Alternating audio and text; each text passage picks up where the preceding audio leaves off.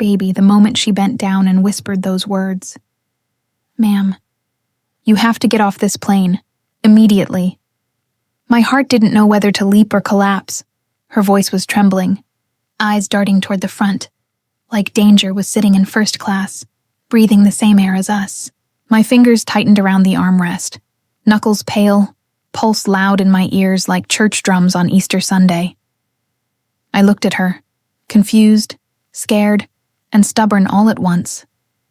"Why? My husband is waiting for me. I can't just leave." My voice cracked, fear hiding under faith like a wounded child. She didn't blink, didn't breathe, just swallowed hard and whispered again. "Only this time, baby." There was fear in her voice. "Please trust me. You need to get off this plane right now." I felt every eye on me. Curiosity, judgment, sympathy. I stood there suspended between pride and warning, love and survival, and in that moment, I had no idea. The truth waiting for me outside that plane was about to shatter everything I believed in. Before that flight, before that whisper that changed everything, my life was quiet, gentle like morning sunlight filtering through lace curtains, soft like warm bread breaking in loving hands. Baby, I was in a season of peace, or so I thought. Funny how God sometimes lets you rest right before the storm arrives, so you have strength to stand through it. I remember that morning clear as church glass.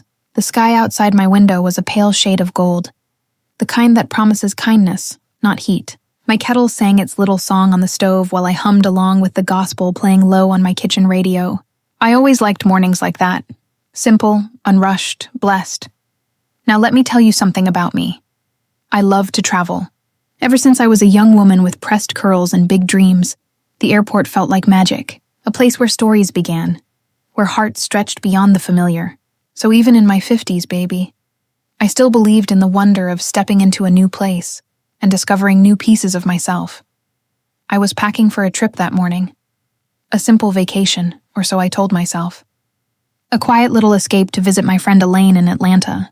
She had been calling me for weeks, saying, "Grace, you work too hard.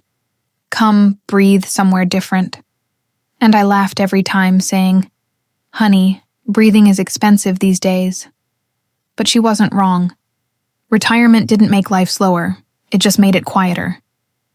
And sometimes quiet can feel like loneliness dressed in silk. I folded my clothes slow, brushing my fingers against soft cotton and well-loved sweaters. There's something healing about packing when your heart is searching for peace. Each garment a reminder that life keeps moving, no matter what memories cling to us. On the dresser sat a picture frame, me and my Marcus on our 25th anniversary. Lord, that man had a smile that could make a wounded heart believe in joy again. It's been 5 years since he passed, but baby, grief doesn't move out just because time does. It learns to sit quiet in the corners, waiting for soft moments to whisper. "Remember?" I touched the glass gently. "I'm all right, baby," I whispered, though I don't know who I was trying to convince, him or myself. "I'm still learning how to live without you," I breathed, deep and steady. Then I turned, focusing on the suitcase again. Life was smooth, predictable, and maybe, just maybe, a little too comfortable. I called my neighbor's son to help carry my bags down. Sweet boy, always smiling, always ready to offer help without being asked. He loaded my luggage in the car, waved with both hands like a child seeing off royalty, and I laughed as I buckled in. At the airport, everything looked ordinary and yet felt precious. The clinking of rolling suitcases, the soft announcements echoing like lullabies, the faint smell of roasted coffee and anticipation. Baby, airports hold so many goodbyes and beginnings. You can feel people's hopes floating in the air like perfume. When I got through security, I found my gate early. I liked doing that, being settled, knowing I didn't rush my piece. An older gentleman with silver hair sat beside me, polishing his glasses with the kind of care folks only give to things that mattered once. I smiled at him and he nodded, polite. We shared that quiet, knowing look older folks give each other, the kind that says, "Life done taught me a few lessons too." I took out my little devotional book, the one Marcus gifted me before he passed. Each page felt familiar, like whispered comfort. I read slow, letting the words sink into the soft places inside me. Be still and know. I closed my eyes a moment, letting the peace settle. Baby, when God gives you rest, take it. Because storms don't always announce themselves. Sometimes they show up disguised as ordinary days. A young mother across from me bounced her baby on her lap. A sweet little girl with eyes bright as morning dew. The baby giggled, reaching for the man beside her who pretended not to be charmed.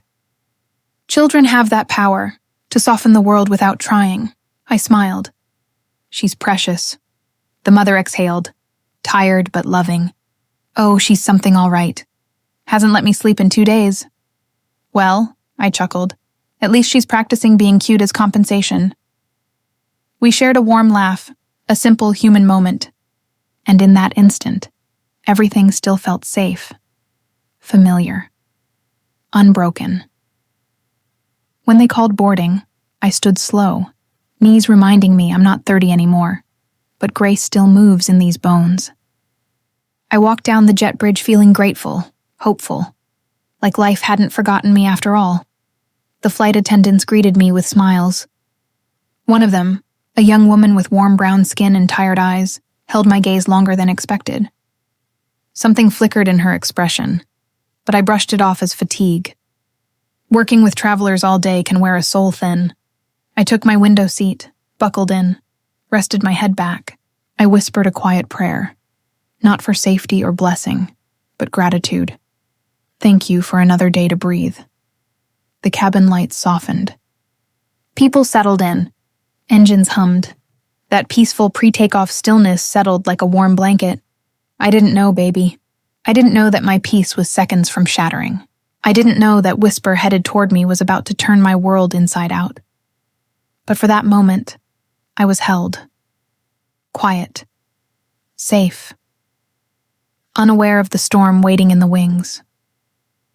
And sometimes, that's the most dangerous kind of calm. Airplanes always feel like floating prayer rooms to me. People strapped into hope and metal, trusting strangers to carry them safely through the clouds. I had just smoothed the shawl over my lap, lavender knit, soft as memory, when I noticed something, a feeling, not loud, not urgent, just wrong, like a breeze in a closed room, a hum beneath the hum. Sometimes trouble announces itself not with thunder, but with a whisper in your spirit. The young flight attendant I'd seen earlier walked past again. This time, her eyes didn't just look tired. They looked haunted. She glanced at me, lips tightening as though she wanted to speak. But she didn't. Instead, she hurried on, hand brushing the seatbacks like she needed something real to hold. I frowned slightly. Lord, be with her, I whispered under my breath. When you've lived long enough, baby, you don't judge folks by their tired eyes. You pray for them. The plane door closed with a soft thud. The pilot's voice flowed through the speakers, calm, practiced, warm enough to soothe a nervous flyer. Ladies and gentlemen, welcome aboard. I breathed slow, closed my eyes, let that familiar shiver of excitement run up my spine the way it always did before takeoff. But it didn't settle this time. Something inside me tugged, persistent, quiet, uneasy. I opened my eyes. Across the aisle, a man tugged at his collar, sweating though the cabin was cool. His hands shook as he held his phone, eyes darting around like hunted fear lived under his skin. A wedding band glinted on his finger. Gold, solid, like a promise someone believed meant forever. He wasn't looking at anyone, but baby, he wasn't not looking at anyone either. Those are dangerous eyes, the kind searching for escape even when none exists. I watched him a moment, that little voice inside whispering, something is not right. Behind me, 2 college girls whispered excitedly about spring break trips and beach houses, speaking in the careless rhythm of youth. Their laughter should have felt joyful. But something in the cabin swallowed the sound instead of letting it rise. Tension is funny that way. It knows how to sit in. Shadows while pretending to be air, a deep breath. Engines revving. A low rumble vibrating through every rib bone. I pressed my hand into my chest. My heart didn't race. It tightened. Then it happened. A soft click.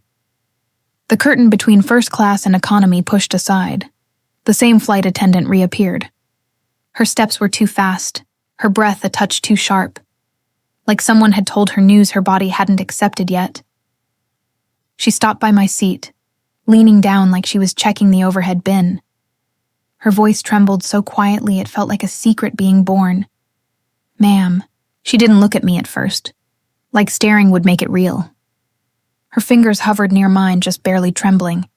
"Please don't react. That line right there. Baby. Fear visits your chest before your mind can look around to find the cause." I felt my pulse thump once, heavy, like a warning bell. She finally turned her eyes toward me, desperate and low, and whispered, "You have to get off this plane." I blinked, slow, confused, chilled clear to my bones despite the warm shawl. "Excuse me?" My voice was soft, polite, bewildered. Her throat moved as she swallowed emotion. "Please trust me," she whispered, eyes glistening. "We need you to disembark quietly, not urgently, not angrily, quietly. Baby, quiet is the kind of danger polite souls use when screaming would break the world in half." I opened my mouth, but the announcement cut through the air again. Boarding complete. Lights dimming, engines humming deeper. And before I could speak, the flight attendant straightened so fast I felt the air move.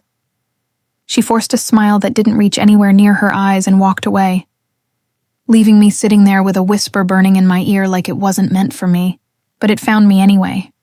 My fingers shook just slightly as I clasped them in my lap.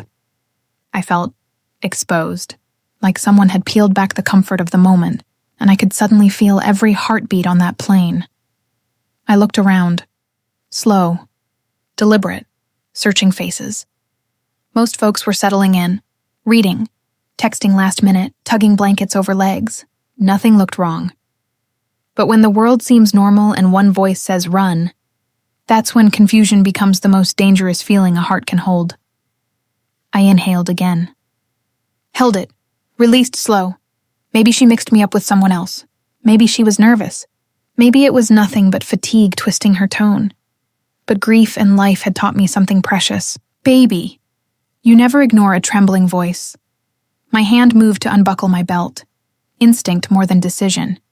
Then, a firm hand landed on my shoulder. Warm, grounded, heavy with intent. I turned my head slowly. It was the sweating man across the aisle. His eyes, wide, frantic, pupils blown like fear was blooming in them. "Stay seated," he whispered, voice cracking. Don't get off." A beat of silence. Then another. Thin as glass. Sharp as truth, my skin prickled. My pulse thudded slow and deep in my ears. 2 whispers. One warning me off the plane. One insisting I stay. And between them, a quiet war, neither voice named. I looked at him fully then. Really looked. Sweat. Shaking. Jaw tight like he was holding back a scream. Baby, there are moments in life when confusion becomes the first sign of danger, and my spirit felt the air change like a storm pressing its palm against a window pane. The man swallowed hard. His hand clenched the armrest like he was anchoring himself to something. Or someone. "Don't listen to her," he murmured. "It's not safe out there, not here." The plane suddenly felt small. Airtight. Silence heavy like the moment just before lightning strikes. I looked forward again, spine straightening, lips parting with a trembling breath. And just like that, baby, the world around me held still, waiting to see which truth I believed. Sometimes life doesn't break with explosions. It fractures with whispers. And in that moment, I realized peace wasn't leaving quietly. It was preparing to shatter. I always believed danger arrives loud, with footsteps running, sirens crying, voices rising like smoke from burning trust. But that day, it arrived quiet, too quiet. The engines hummed low, steady, a lullaby for the unaware. But my spirit wasn't resting. The sweating man's hand still hovered near my seat, but he pulled it back quickly when he realized he'd touched me, like he'd shocked himself awake. He looked straight ahead now, breathing through his nose, chest rising too fast, and Baby, I sat still as prayer before a funeral. The flight attendant disappeared. Behind that curtain again, the one that suddenly looked less like fabric and more like the doorway to truth I wasn't ready to face. I folded my hands slowly, deliberately, the way a woman does when she's choosing dignity over panic. I whispered inside myself, Lord, if there's danger, reveal it. Sometimes, baby, faith isn't about calm. It's about readiness. The seatbelt sign dinged softly. A mother across the aisle kissed her toddler's forehead. A businessman typed hard into a laptop like success depended on keystrokes. Normal. So painfully normal. And yet, my spirit felt like someone had pressed their palm against my chest, holding me between breaths. The plane lurched slightly as it prepared to pull from the gate. Then, a voice behind me. Soft, wounded, bare. Grace? I didn't turn at first, because baby, when you hear a familiar voice in a moment that should hold only strangers, your soul freezes before your body catches up. Slowly, I turned. My breath left me like someone pulled the plug on my lungs. There he was. My husband. Samuel. Sitting 3 rows back, half hidden, dressed in travel-worn clothes. I hadn't seen him put on this morning, because he hadn't been home this morning. His eyes widened, not in surprise. In fear, in guilt, in the kind of knowing men get when secrets outrun them. I stared at him. He stared back. The world around us blurred like God had dimmed everything but the truth. Sam? I whispered, a tremor, not a question. He didn't answer, didn't blink. His jaw clenched once, hard, like he was bracing for impact. I felt the pain before I felt the betrayal. It hit soft first, disbelief, then sharp, like glass pressed slow into skin. My husband, the man who kissed my forehead before bed, who tucked blankets around my feet when I fell asleep on the sofa, who prayed at church with steady baritone, was on this plane, a flight we were not taking together. Because, baby, I didn't know he was flying anywhere at all. My chest tightened. My fingers curled into the shawl like holding fabric could hold sanity. He shouldn't have been here, unless this wasn't coincidence, unless this was truth finding its stage. He lifted a hand slightly, like reaching for me through air neither of us trusted. Grace. Listen. But before his voice could finish shaping my name, another voice cut through the cabin like steel wrapped in velvet. A woman. From the row beside him, young, glossy hair, smooth skin untouched by time or vows. She reached out and gripped his wrist. Gentle, possessive, practiced. Don't, she whispered to him. Not frightened, not shocked, warning him. My heart did not break. Baby, it cracked. Slow, aching, unstoppable. The kind of pain that leaks before it spills. Her hand. On my husband's wrist. Her eyes. Flicking toward me with something like pity wrapped in superiority. My lip trembled. Sam. He looked at me like a man who'd rehearsed explanations in mirrors but never prepared for truth to arrive mid-air. It's not what you think, he murmured. The anthem of every betrayal. A sound escaped me. Not loud, just honest. A hurt exhale shaped like disbelief. The girls behind us stopped whispering. The businessman looked up. The mother held her toddler tighter. Silence spread like spilled ink. Then the woman beside him spoke again. Soft, steady, confident in her role. Grace, right? Her voice was honey laid over razor wire. I didn't answer. I couldn't. My tongue felt heavy, my heart too loud. She offered a tight, polite smile. I didn't know you would be on this flight. Didn't know. Not sorry. Not I understand your pain, just didn't know she'd get caught here. My spine straightened. Pain rising through me like heat through metal. Years of love echoed in my bones like ghosts banging doors. Memories. Laughter. Shared meals. Prayers whispered side by side. all of them now floating in a cabin too small for truth. I found my voice, thin, shaking, but mine. How long? Sam closed his eyes, jaw muscle twitching. Shame lived in that line of tension, and silence. Silence confessed what his mouth couldn't. Grace. He tried again. I held up my hand, shaking, commanding. No, not this time. My voice cracked like an old hymn dropped mid-note. How long? The woman shifted, straightening her blouse, confidence fraying just a little. 2 years, she said quietly. My world stilled. 2 years, while I cooked his meals, washed his shirts, prayed over him, believed in him. 2 years of lies tucked into business trips and late-night calls and, I'm tired, baby, long day. My throat burned. Sam reached for me again, desperate, pathetic, small. I flinched like his touch was fire. Grace, please. Then suddenly, the flight attendant reappeared at my side. Her voice did not tremble this time. Ma'am, you have to come with me. Now. Her eyes flicked past me toward Sam. Recognition, concern, fear, like she knew something I didn't yet. Like this betrayal wasn't the only danger in this cabin. The sweating man across the aisle began shaking harder. He whispered to himself. Not like this. Not today. Passengers shifted, feeling tension thicken like storm air. Sam stood halfway, panic flaring. Grace, don't leave this plane. The attendant leaned close. Face pale but jaw set like duty weighed more than fear. Her whisper slid through me like truth dressed as mercy. He lied to you. Her eyes glistened. He lied to all of us. I froze. All of us? The plane door was still attached. We hadn't moved yet. But suddenly it felt like the world was. My heart pounded, heavy and certain.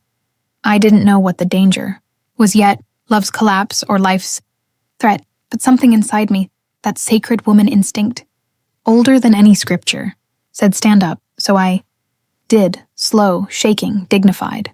Sam reached again, pleading, breaking. Grace, if you walk off this plane, everything changes.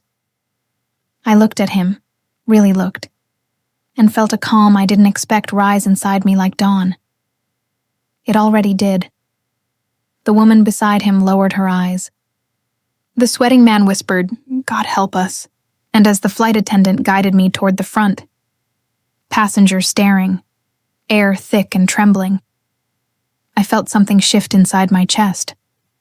Not just heartbreak. Revelation. Pain did not break me. It birthed clarity, and baby, sometimes God doesn't remove you from danger. Sometimes he removes you from deception first. I stepped 1 foot toward the aircraft door, unsteady, hurting, angry, humiliated, but free in a way I didn't understand yet. Then behind me, a voice, sharp, trembling, wild. Don't let her off. Everything falls apart if she leaves. I didn't turn.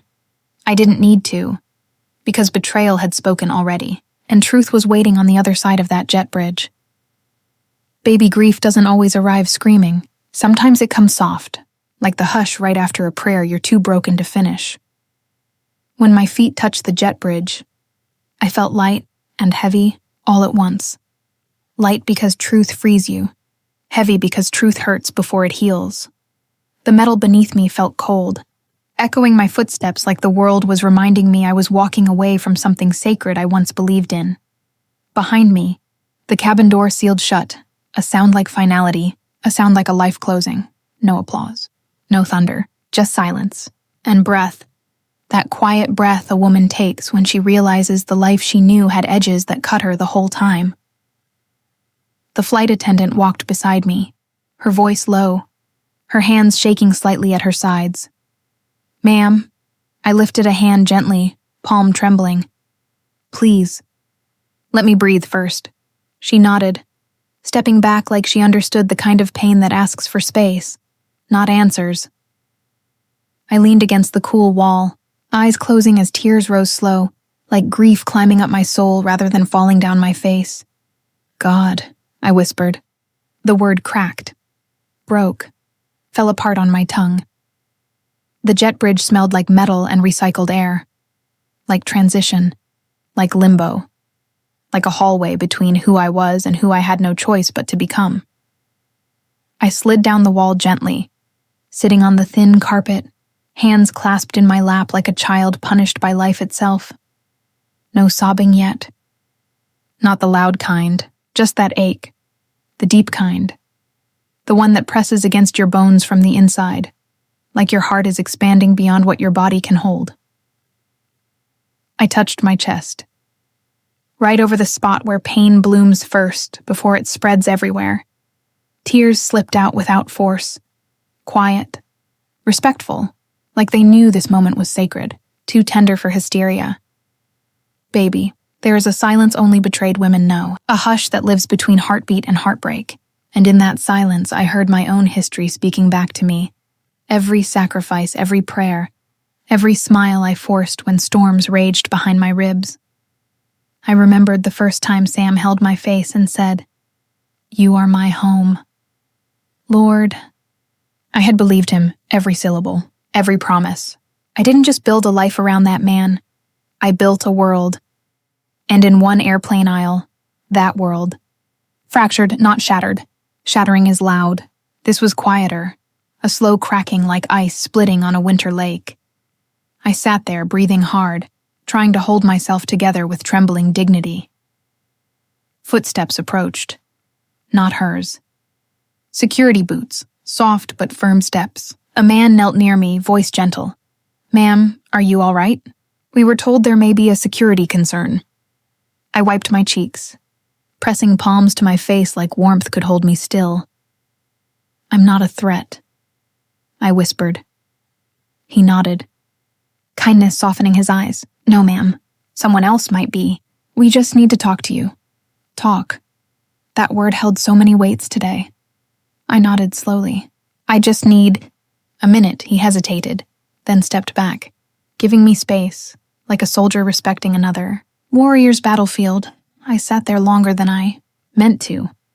Long enough for time to feel like a blanket draped over grief instead of a chain dragging it deeper. My hands finally steadied. My breathing found rhythm again. Shaky, wounded, but alive. I stood slowly, knees aching, heart raw.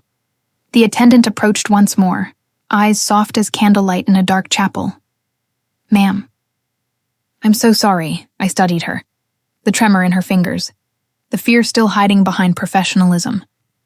The way her sympathy felt real, not rehearsed. "You knew," I murmured. She swallowed, throat tight. "Not everything, but enough to worry." "Because of him?" My voice dipped low, almost afraid to ask. She exhaled slowly. "Yes, the confirmation didn't crush me. It steadied me in a way. Like truth wrapping arms around me where love once stood." "What did he do?" I whispered. She glanced toward the door we'd left, lowered her voice. "He wasn't supposed to leave the country today. And his name," it flagged something, flagged, a word that chilled more than betrayal. And suddenly my heartbreak became a secondary wound, because there's a special kind of terror when love disappoints you, but another when it deceives the world too. She looked into my eyes. "Grace, you weren't leaving a husband. You were escaping something much darker, even if you didn't know it." The truth didn't explode inside me.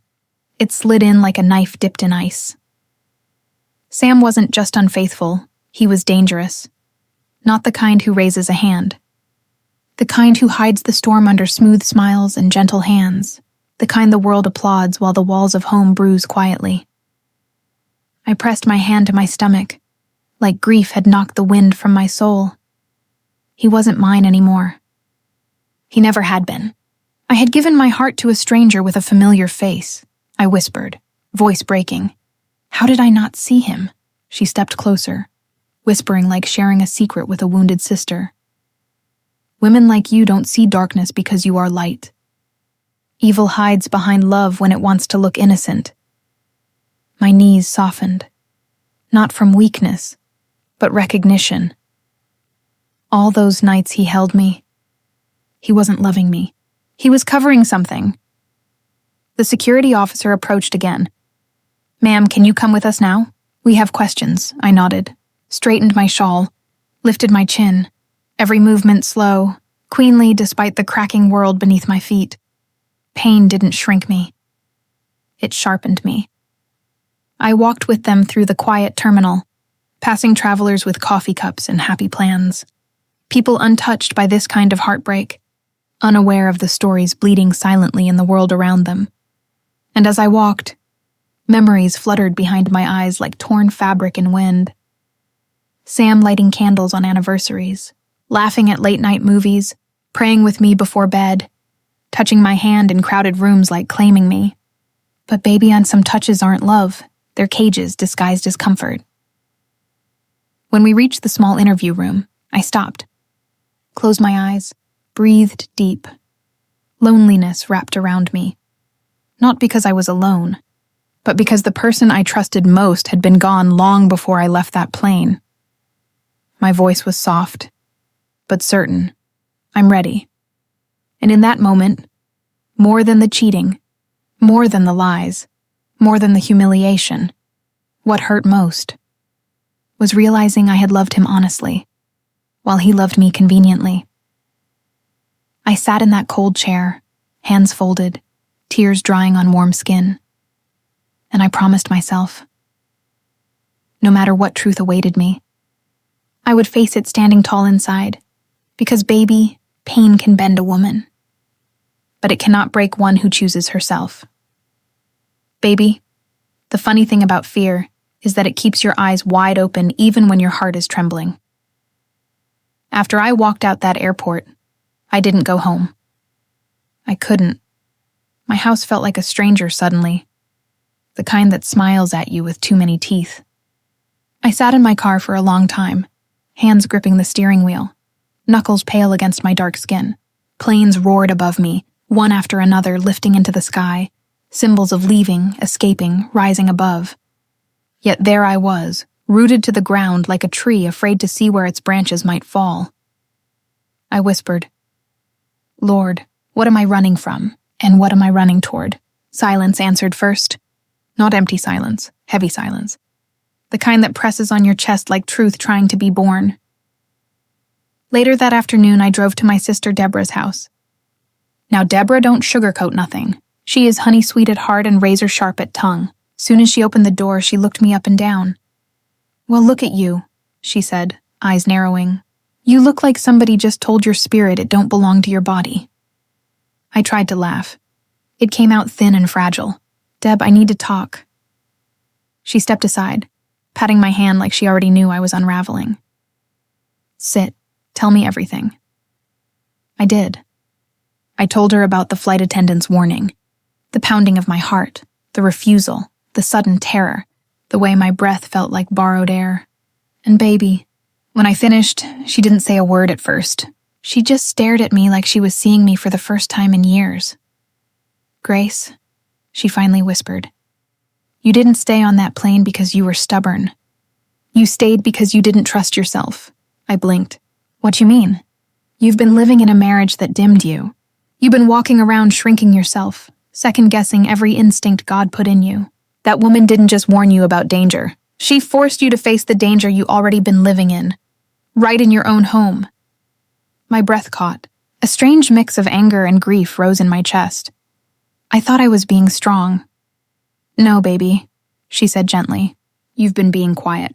There's a difference." Her words hit me like a door swung open wide. Quiet, not strong.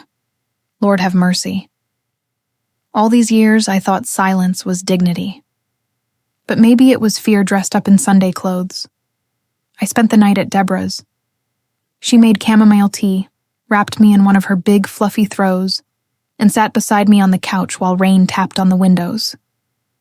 "You know," she murmured, "God don't send storms for no reason. Sometimes he shakes your world to show you which pieces shouldn't stay." I closed my eyes.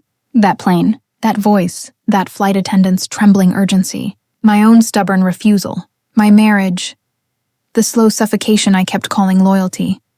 "Deborah," my voice broke. "Was I about to die today?" She didn't answer quickly. She slid her fingers around mine and squeezed. "Maybe not your body," she whispered, "but something was trying to finish killing your spirit, and God wasn't about to let that happen." A tear slid down my cheek, then another. Then suddenly I was crying, not the pretty kind. The kind where grief comes out raw and shaking, years of swallowed pain finally pushing through. "I thought love meant staying," I choked out. "I thought faith meant enduring. I thought marriage meant always forgiving." Deborah pulled me into her arms. "Baby, love don't demand your life to prove itself. And endurance ain't holy when it's breaking you. God didn't ask you to stay small. He asked you to rise, and baby, right then, something inside me cracked open. And light poured through. Not anger. Not fear, clarity. For the first time in a long time, I saw myself. Not as someone's wife, or someone trying to hold a home together by bleeding quietly, but as a woman God made strong, worthy, breathing, living. I saw a version of me standing tall. And she wasn't afraid to walk away from what bruised her soul. Before bed, I sent one text message to him. "Please don't contact me. I will reach out when I am ready." For years, I had whispered into pillows and folded my truth into polite smiles. But that night, I stood up in silence and claimed my life with a sentence not trembling at all. And baby, peace came so quick it almost scared me. I finally slept. Not the restless kind, but deep, like my bones had been carrying a weight I'd finally set down. Morning sunlight spilled across the guest room like golden forgiveness. I opened my eyes to warmth in my chest instead of dread. That day, I did not think about being a wife. I thought about being Grace. I walked outside barefoot, dew kissing the grass, cool air hugging my skin. I looked up at the sky, wide, endless, unbothered, and whispered, "Lord, I'm listening now." A soft wind brushed my face like an answer. I didn't know what was coming next yet, but for the first time in a long time, I wasn't afraid of what leaving might cost. I was afraid of what staying had already taken. And baby, that's when I knew I wasn't running from danger on that plane. I was being pushed toward my freedom. Baby, dawn has a way of showing truths that night tried to hide. 2 days passed before he showed up. I was sitting at Deborah's breakfast table, swirling honey into my tea, when her front door rattled with the kind of knock that comes from a man used to being let in, not invited in. Deborah looked at me. I looked back. My heart dipped, but it didn't fall. "I got it," she muttered, voice low like a warning drum, and marched to the door. She cracked it open. "Can I help you?" His voice sharp and irritated. "I'm here for my wife." Deborah crossed her arms. "Then maybe you should have treated her like one." Baby, I had to bite my lip to keep from smiling. When God assigns you a sister, He sometimes gives you a warrior.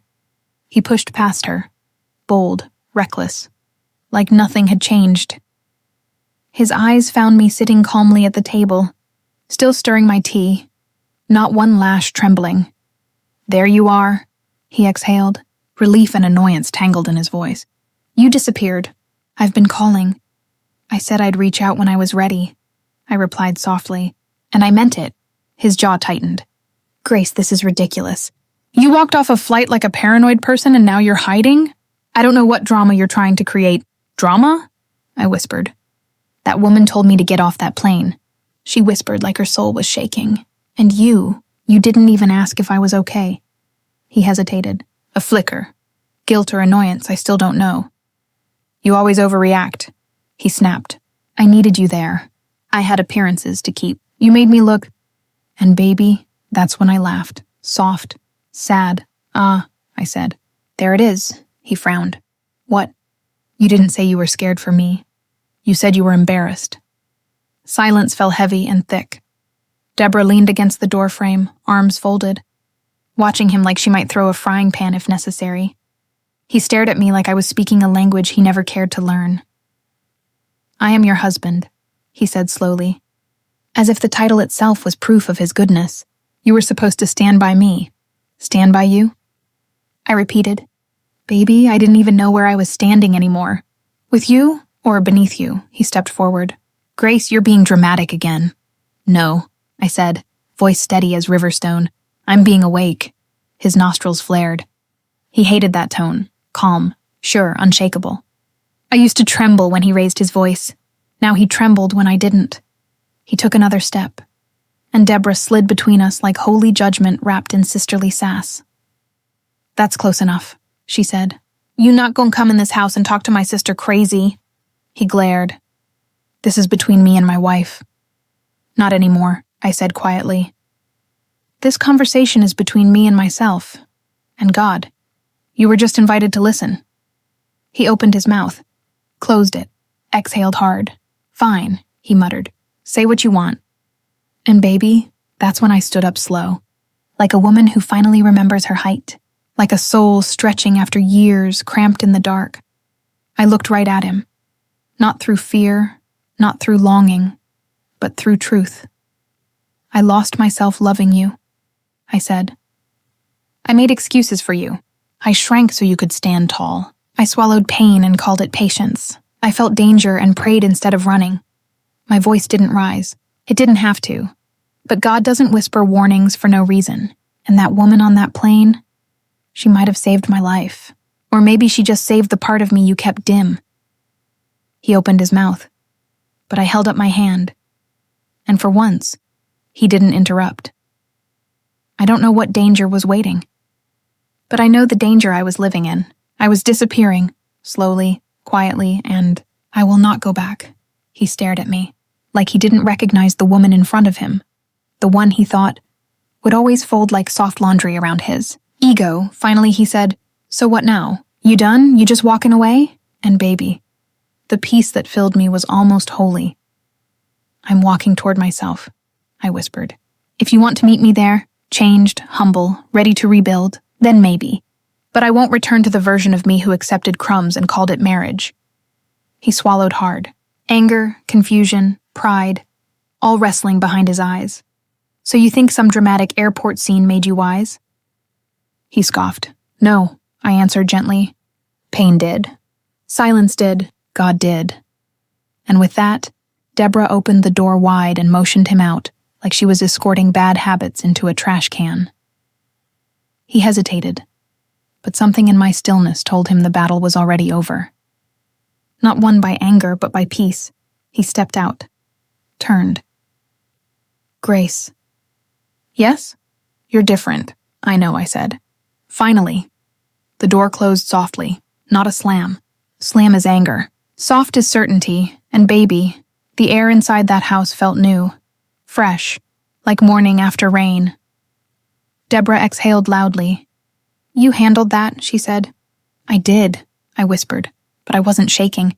I wasn't breaking. I was rooted, rising, reborn. Sometimes confrontation ain't shouting. Sometimes justice ain't punishment. Sometimes the loudest victory is quiet departure. And baby, leaving the version of myself who tolerated pain, that day, that was the real miracle. Healing don't always come loud and triumphant. Sometimes, baby, it tiptoes in like dawn, slow, quiet, golden. The first morning after he left, I woke to stillness. No footsteps pacing the hallway. No heavy sighs waiting for me to fix a mood I didn't break. No tension curling in my stomach before my feet hit the floor. Just breath, my own breath, mine. I sat up in Deborah's guest bed and pressed my palm against my chest, feeling my heart beat without panic, without performance. It felt strange, foreign almost, like meeting myself again after years apart. I whispered out loud, Good morning, Grace. Not to the world. Not to a husband. Not to responsibilities or expectations or emotional debt. But to me and baby, that simple greeting felt like resurrection. Deborah knocked softly and peeked in. You ready for breakfast or you need some more holy silence? I laughed, a sound that surprised even me. When did my laugh get so soft? I asked, touching my throat. When you stopped forcing it, she said. walking in and sitting beside me, a heavy household choke joy quiet. I leaned my head on her shoulder. "Sis," I whispered. I didn't realize how used to hurt I was. She kissed the top of my head. "That's the scary part," she murmured. "Sometimes pain feels like home, until peace shows you a real one." I closed my eyes, let her words soak in like sunlight on cold skin. Later that afternoon, I walked outside. No makeup, no mask, no pretending. Just me, in a soft sweater and house shoes, breathing fresh air like it was medicine. A little boy on a scooter rolled past, looked up at me and waved bright as sunshine. "You look happy, lady," he yelled. "Baby, I almost cried right there on that sidewalk. Not because I was sad, but because a child could see my freedom before I even fully claimed it. Healing is slow. It doesn't happen in one speech or one goodbye. It came in pieces. The first night I slept without clenching my jaw. The moment I made tea for myself first. Not for someone else. Cooking eggs and realizing nobody was going to complain about the salt. Choosing my own music. Lighting a candle just because I liked the smell. Laughing without waiting for someone to be offended by joy.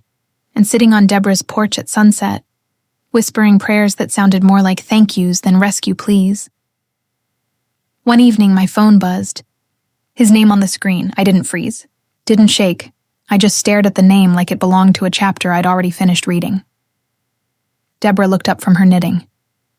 "You gonna answer?" "No," I said softly. "Not yet. I haven't healed enough to talk without bleeding." She smiled slow, proud. "That right there," she said, "is growth." The next day, I went back to my house. Not to move back in, but to reclaim my space. I walked through each room like a woman blessing her land. Opening windows, letting light drown out old shadows. I put gospel music on, soft, not dramatic, the kind that hums into your bones instead of shouting at them. And baby, I cleaned. Not to serve, not to keep order for someone else. I cleaned to heal. Every dish I washed felt like washing off years of swallowing pain. Every pillow I fluffed felt like making space for joy. Every window I opened felt like I was letting my soul breathe again. I didn't cry. I didn't collapse. I just exhaled and realized how long I'd been holding breath, living afraid of the very person I loved. That's not marriage. That's captivity with rings. Weeks passed. He texted again. Long messages, then angry ones, then quiet ones. "I miss you. We can fix this. Don't throw years away. You owe me a conversation." Baby, I didn't owe him nothing but peace. And peace don't answer demands. It chooses timing. One morning, I finally typed back, "I don't hate you. I just found myself, and I'm not losing her again." Then I silenced the thread. Not out of spite, but out of protection. Sometimes healing is not walking away in anger, but walking toward your life in peace. I started doing things I forgot I loved. Morning walks with dew on the grass, reading books with slow pages, baking cinnamon bread just because praying without begging, only thanking sitting still without guilt, and baby. I learned the sound of my own spirit again. It sounded like wind through trees, like humming kitchen gospel, like peace settling on warm skin. One evening, Deborah looked at me across the couch. "You ready to go back home fully?" she asked. I nodded. "Yes, but this time, I bring me with me." She squeezed my hand. "That's all you ever needed. I didn't divorce on rage. I didn't return in fear. I moved forward in love.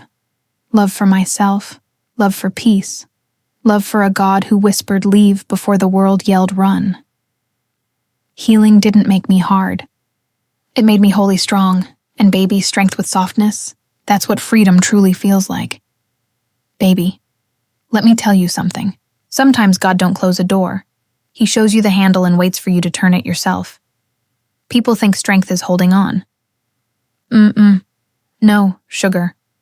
Sometimes real strength is learning to let go of the hands that keep wounding you. I didn't leave that life because I stopped loving him. I left because I finally started loving me. And healing didn't come all at once. It came in whispers.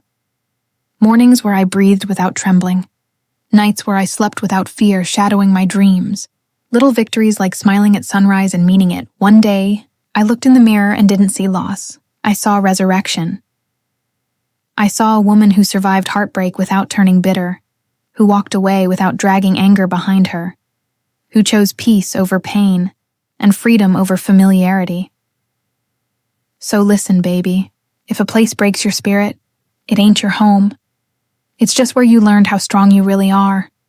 And when God whispers, get up, don't argue. Don't negotiate with sorrow, just rise. Because peace ain't a place you find, it's a place you claim. And Lord knows, baby, I claimed mine.